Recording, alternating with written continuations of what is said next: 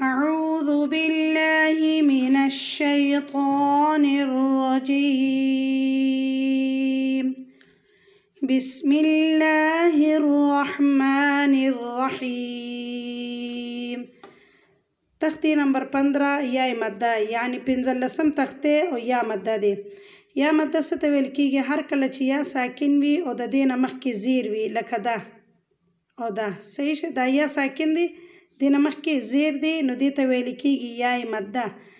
با یا زیر بی،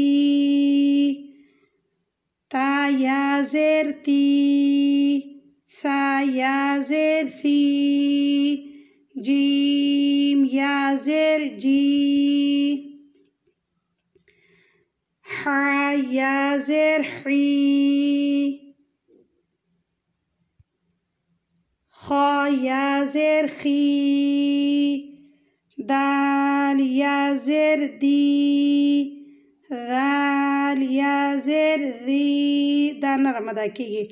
را یا زیر ری، را اسی چې را وي پر ویل کیږي، چې زیر ورکړي بیا باریک دی. ری زا یا زیر زی، سین یا زیر سی، شین یا زیر شی، صاد یا زیر صی،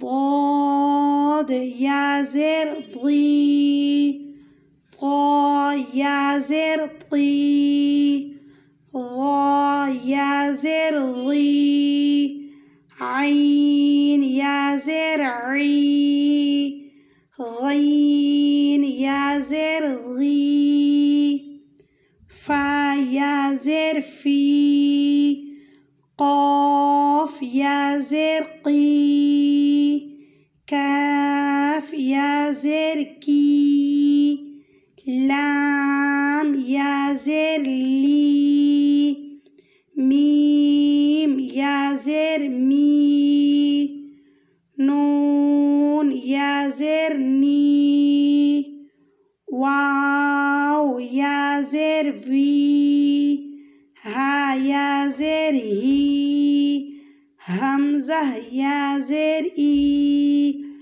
دې ته به هم الف نه وایي، څه به ورته وایي؟ همزه. همزه یا زیر ای، یا زیر یی. دا مخکې تاسو ویلې دا یو، لکه با زیر بی او دا کړي زیر دی، دا با یا زیر بی دی. صحیح ده؟ دې ته ویل کېږي یا ماده. څه ورته وایي؟ یا ماده. دا یا ښه لس کرته تقریبا ووایه په زوره زوره، انشاءالله دا ورته بیا اسان شي.